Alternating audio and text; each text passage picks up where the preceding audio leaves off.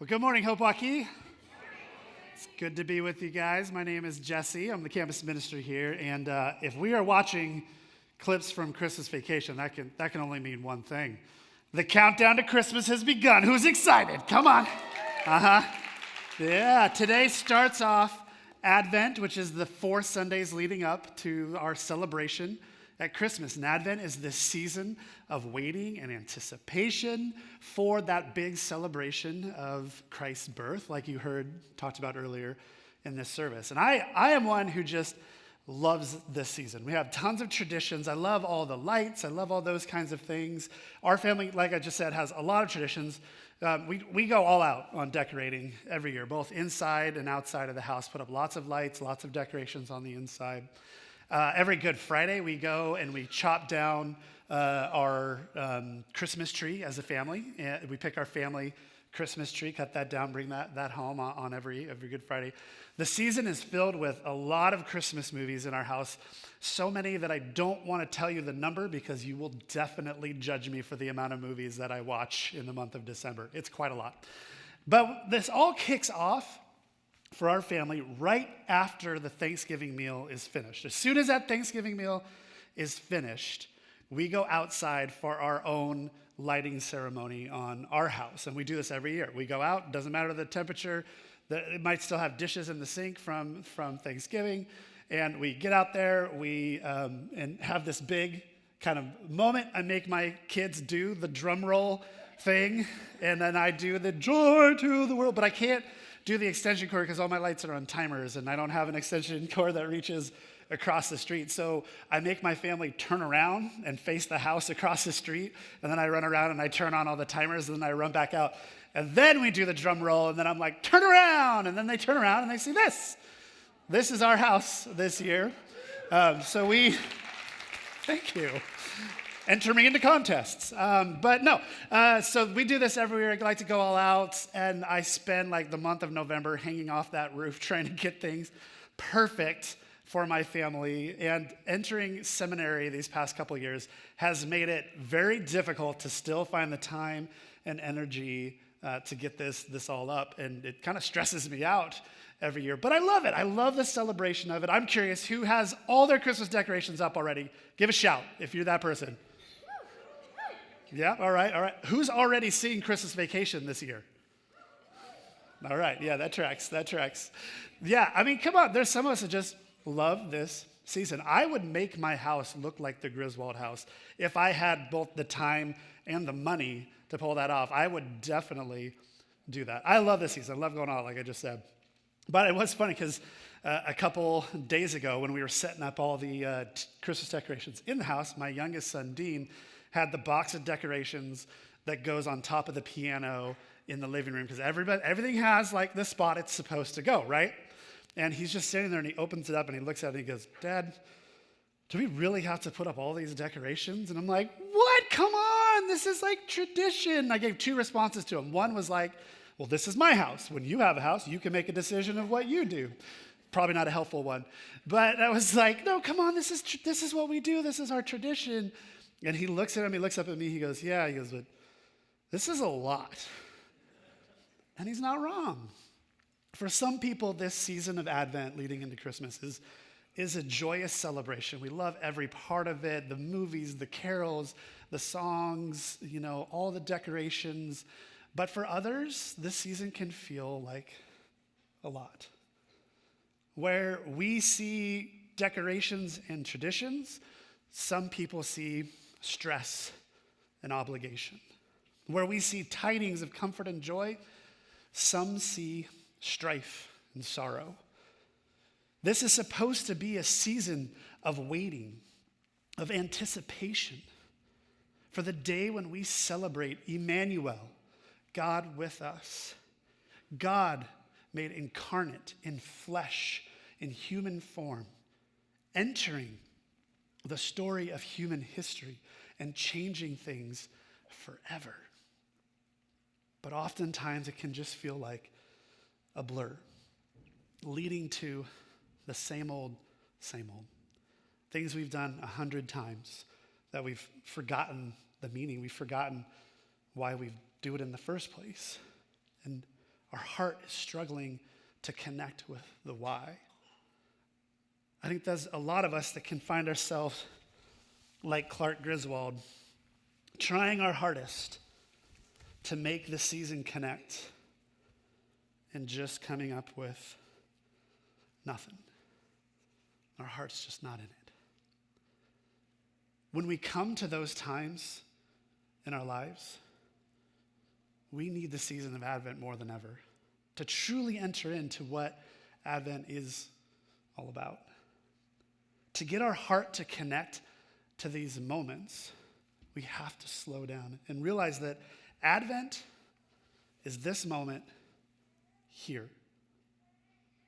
If this cord represents the past, everything that has come before, and this one represents everything that comes after Jesus was born and placed in a manger, then Advent is right here. It's the moment before the old connected to the new. The moment before Emmanuel came. If we're losing the meaning of Advent and Christmas, we need to stop and remind ourselves of the story, to rediscover the plot. Now, we live in this moment right here. We live in this moment after Christ has come. We live with the knowledge of who Jesus was and is and always will be. We live here. But it can become a story that's so familiar that we lose the reasons why. Advent is coming back to this moment here and reinserting ourselves into the story, placing ourselves into the time, once again, before Christ came.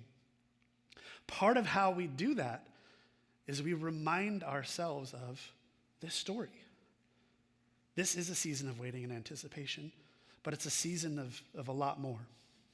First today, this is a season of promise.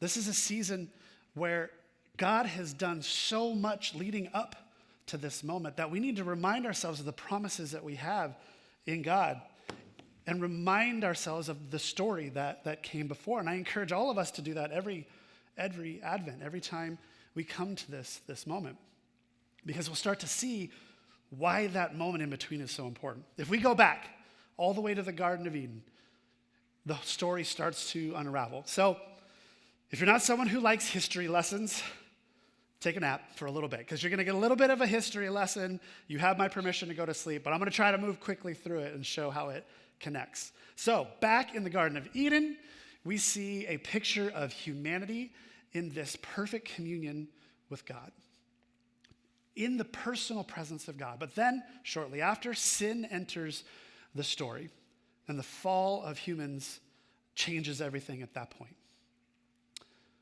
When God is speaking to the deceiver, he sneaks in a promise to each one of us, where he says, "I will cause hostility between you and the woman, and between your offspring and her offspring.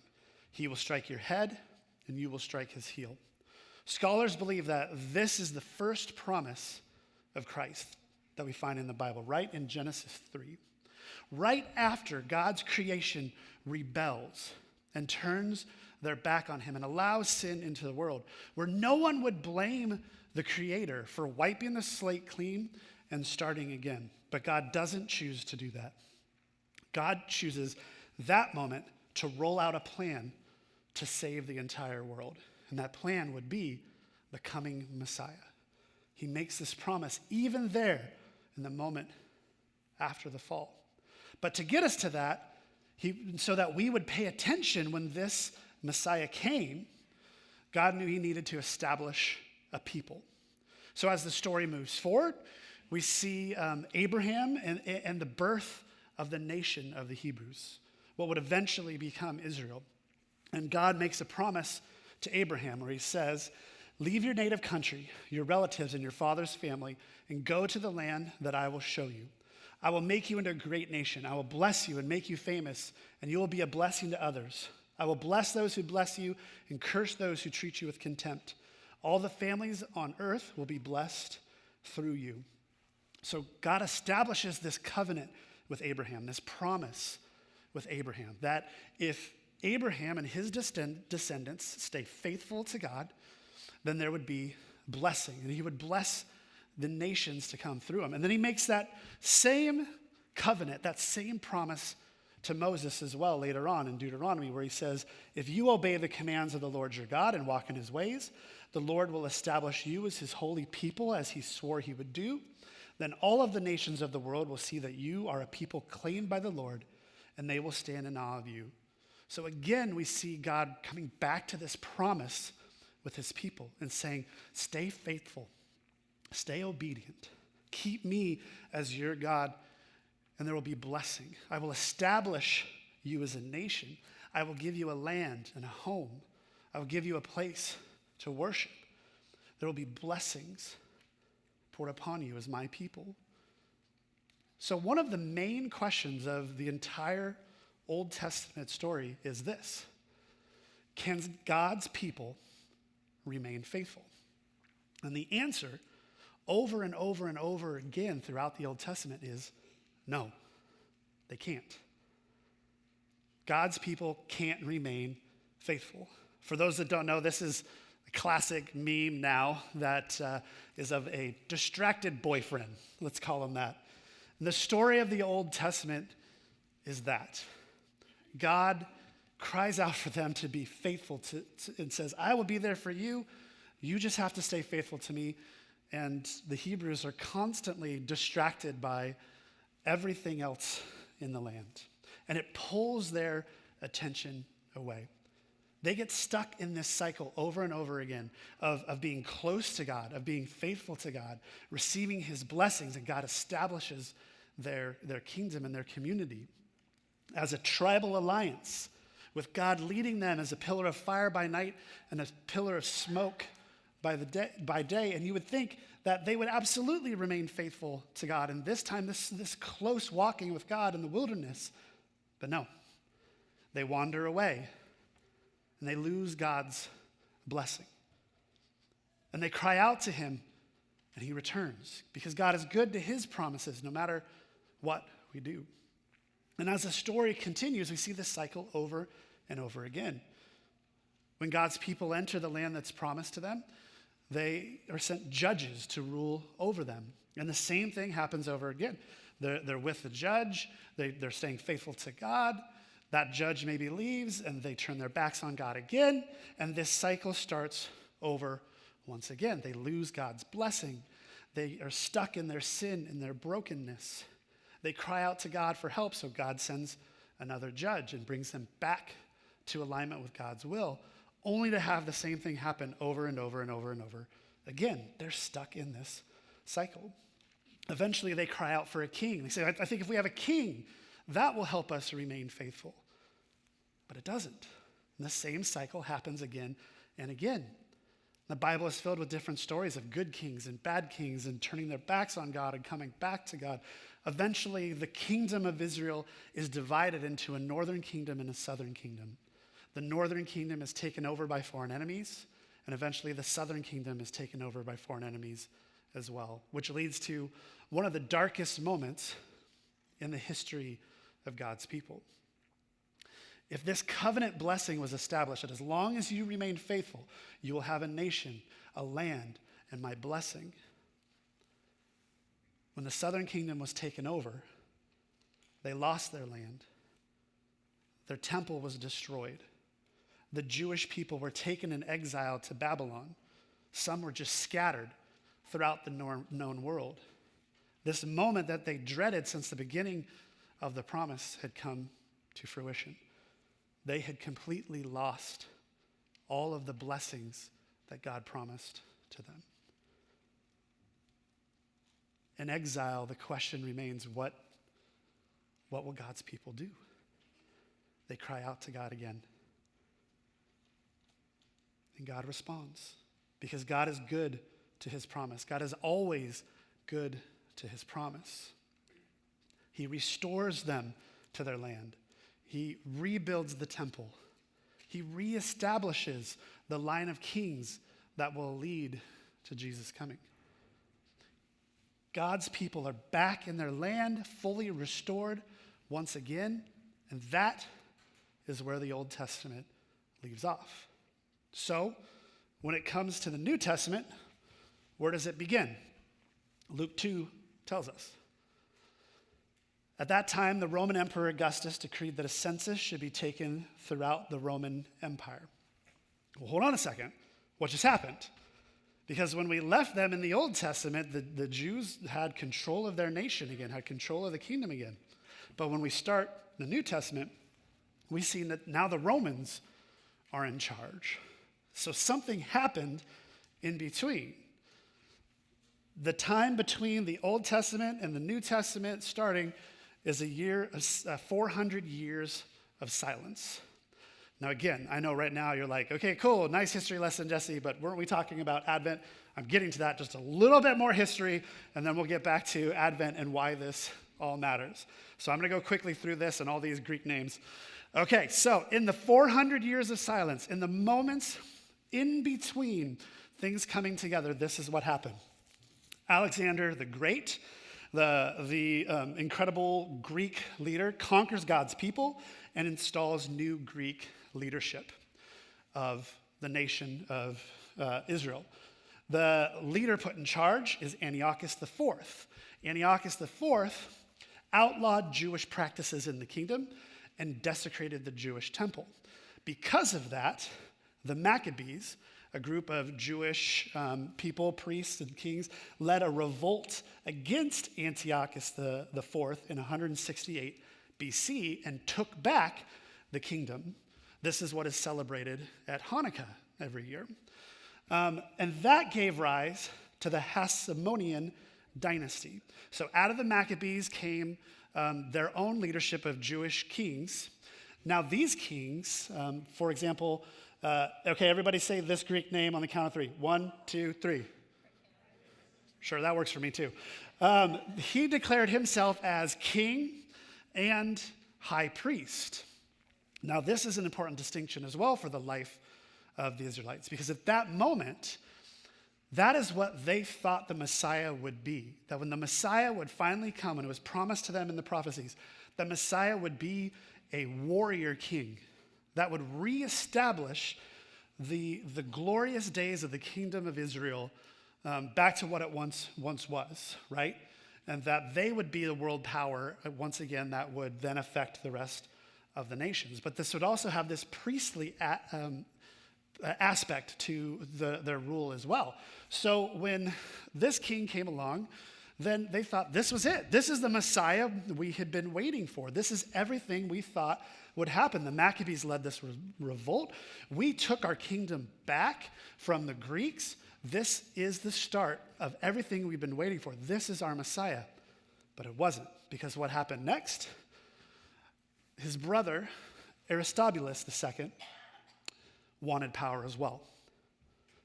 So an internal squabble began, a fight began for the throne, for power.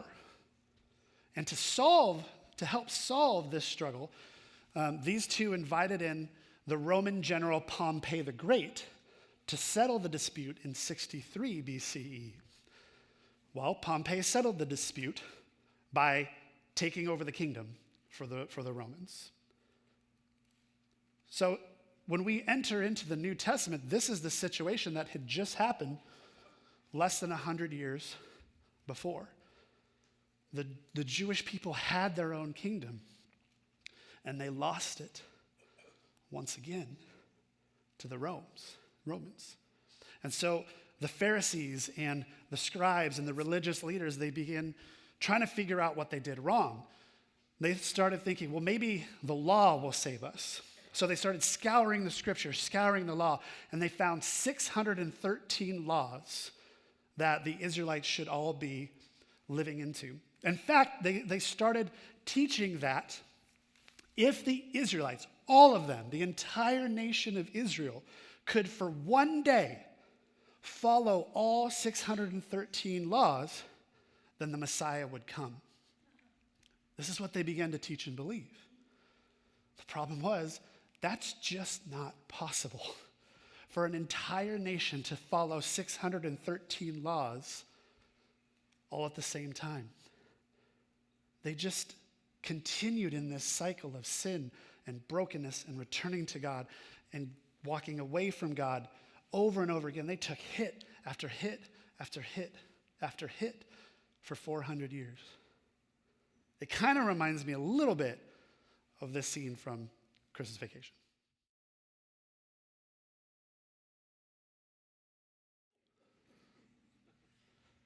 So it reminds me a little bit. It's a stretch. I just really wanted to show one more clip from that movie.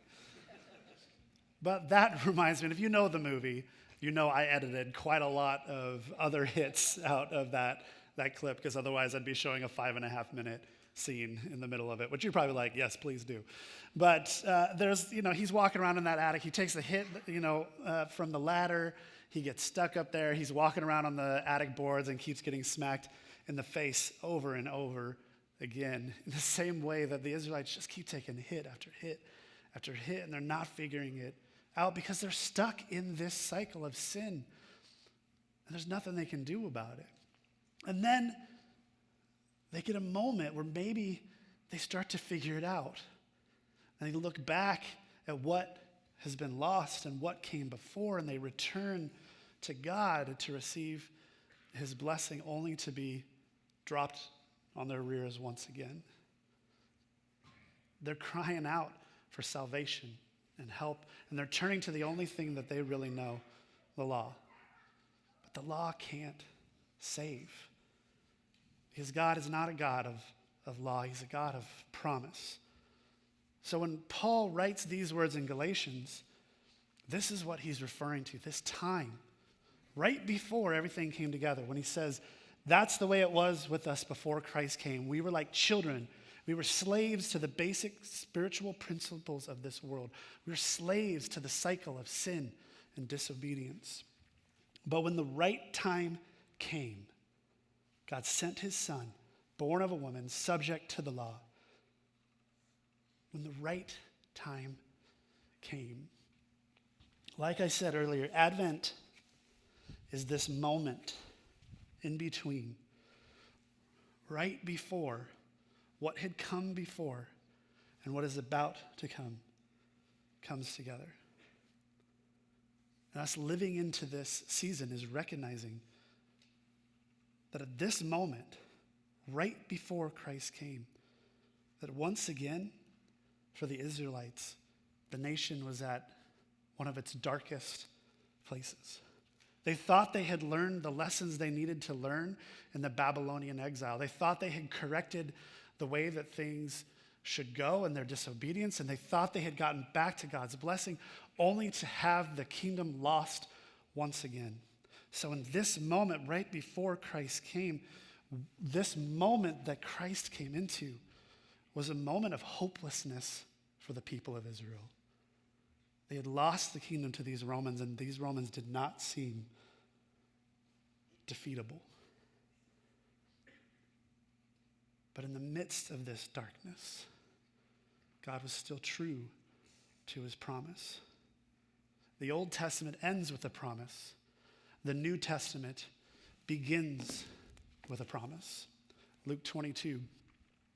After supper, he, speaking of Jesus, took another cup of wine and said, "This cup is the new covenant between God and his people, an agreement confirmed with my blood, which is poured out as a sacrifice for you."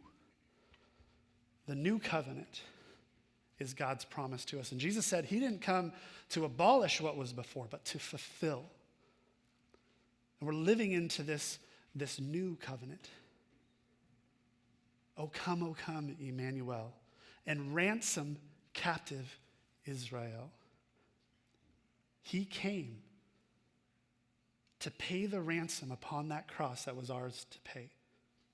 In his blood, we have freedom from sin and death. He destroys the power of the law to condemn us.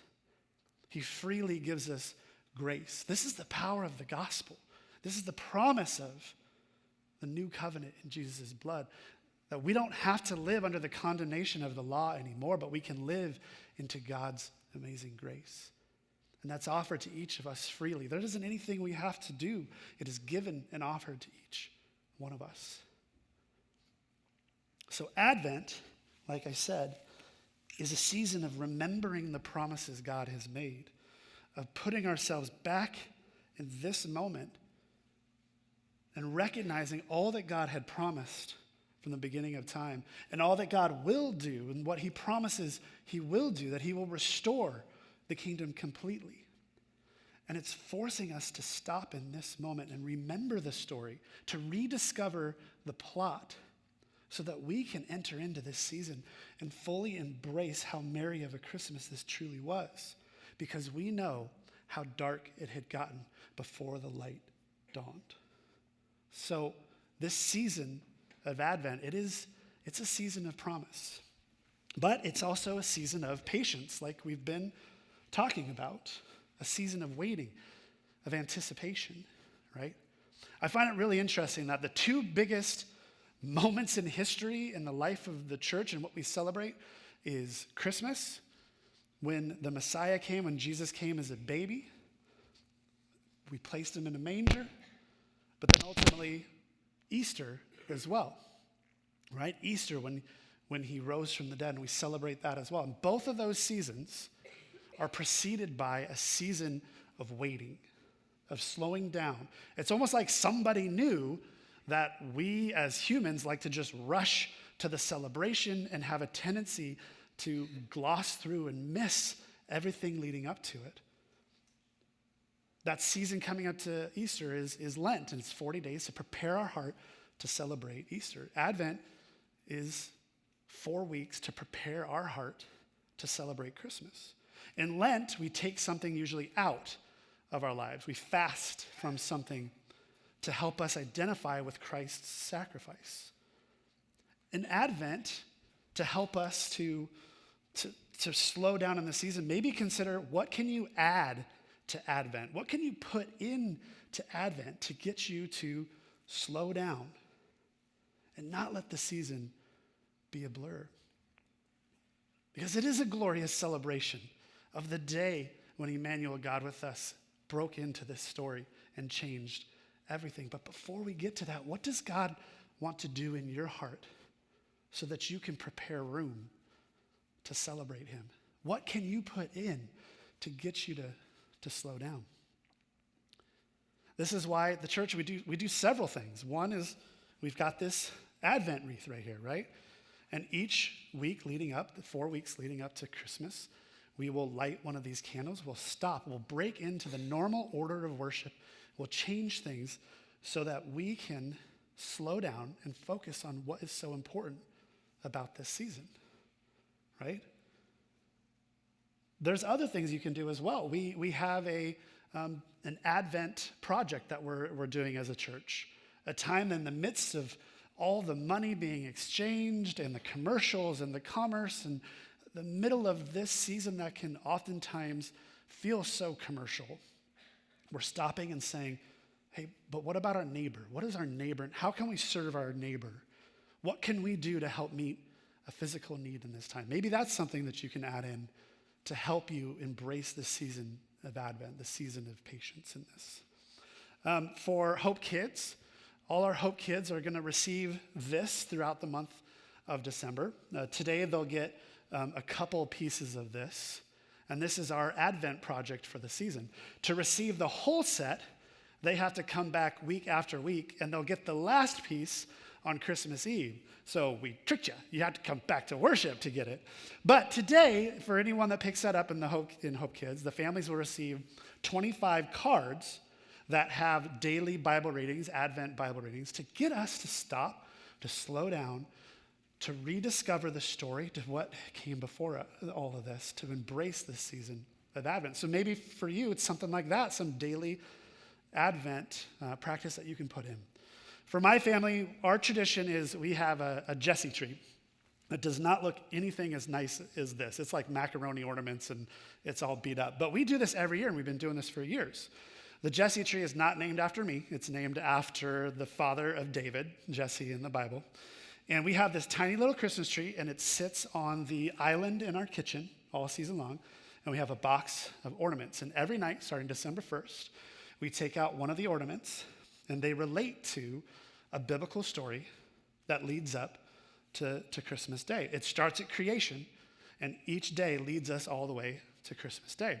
And each one has a story, a Bible verse, and a prayer, and some discussion questions that we do as a family. Now, I don't want to create any false images of us as a family. We usually start really well for the first couple of weeks of the Jessy tree. Every night, gathering around the hot chocolate, not really, but putting those ornaments on, discussing this as a family. But the closer it gets to Christmas, especially with my job, the busyness kicks in, it gets harder and harder. And so we'll get to a night where it's like, okay, kids, well, we got like 4 of these to do tonight, so hunker down and here we go. And we'll go through like 4 in a night and try and get it all happening. Sometimes we're finishing up December 27th, and that's okay. That's okay. Because it isn't about law, right? It's about the gospel. It's about grace, and it's about taking time to focus in on the amazing things God has done and the things that God will do, and get us to stop in this moment. So what can you add into this season that will help you stop and really embrace the season of Advent this year? To remember the promise, but also to slow down and remember that it is a season of patience as well. Lastly, what I want to tell you is this is also a season of great power. Now, I really wish I had time to show a third clip. I don't have time to show a third clip from Christmas Vacation, but if you guys know the story, you know the scene we first saw was the first time that Clark tried to plug his lights in. He connected it and got nothing but a sarcastic remark from his father-in-law. And then for maybe like the next, 30 minutes of the film, he's outside trying to figure out what he did wrong, fix every light, replace everything, and he cannot get things to connect. He can't get it to happen the way he wants it to happen. Eventually, they start to realize the problem was he isn't connected to power, and he doesn't figure it out. His wife does. His wife goes into the garage and flips on a light switch and realizes all the extension cords are hooked into this one light switch that controls the main outlet. So she flips that on, sparks fly, the hallelujah chorus plays, because the power that was missing is finally come. Advent, yes, is about promise. Advent is about patience. But if we weren't connected to the power of the gospel, then we're missing something. And we could plug this in all we want, but nothing is going to happen because we need to be connected to the power of the gospel. Take a look at this. In Galatians 4, it goes on to say that God sent Jesus, sent him to buy freedom for us who were slaves to the law, so that he could adopt us as his very own children. And because we are his children, God has sent the Spirit of his Son into our hearts, prompting us to call out, Abba, Father. Now you are no longer a slave, but God's own child. And since you are his child, God has made you his heir. We are sons and daughters of the King. We have access to the Lord of Lords, the Almighty One. We have access to the power of Jesus. And this season, it's great. Celebrating the miracle of God made man. But we have to remember the power we have access to in Jesus Christ and the power of his gospel to set the slaves free, to take those stuck in this cycle of sin and brokenness and shame and break in with amazing grace, purchased with his blood, to interrupt our world with the greatest news of all time, with the power of the gospel. Now, we got to have that involved in our celebration of this season as well. That's what makes this season truly merry and bright. Because the miracle, the power of Christmas isn't just the miracle of God becoming man. That is incredible of itself. But the power of Christmas is in what he came to do next. So this Advent season, we live in this moment informed by the promises that came before. We re-enter the story in this moment before everything came together to really identify with God's people in their hopelessness, in the darkness. But we remember that he came to bring light to the darkness. Jesus came to scatter the darkness with the power of his blood. And we live into the power of the gospel. That is what makes us sing out these Christmas carols, hang these lights, do these decorations. That's what informs our celebration on Christmas Eve. That's what makes Christmas merry. That's what makes us cry out joy to the world. The Lord has come. Let every heart prepare him room. So this season, settle for nothing less than the power of the gospel. Don't let it just be a blur that flies by. Stop in this moment so that when everything comes together, we see the light of Christ in a whole new way. All right, you ready for this? Okay, drum roll. Drum roll. Here we go. Joy to the world.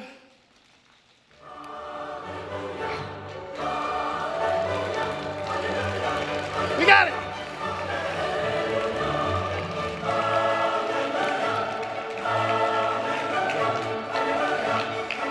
All right. That's enough of that. We got to hurry up and get on to the next thing.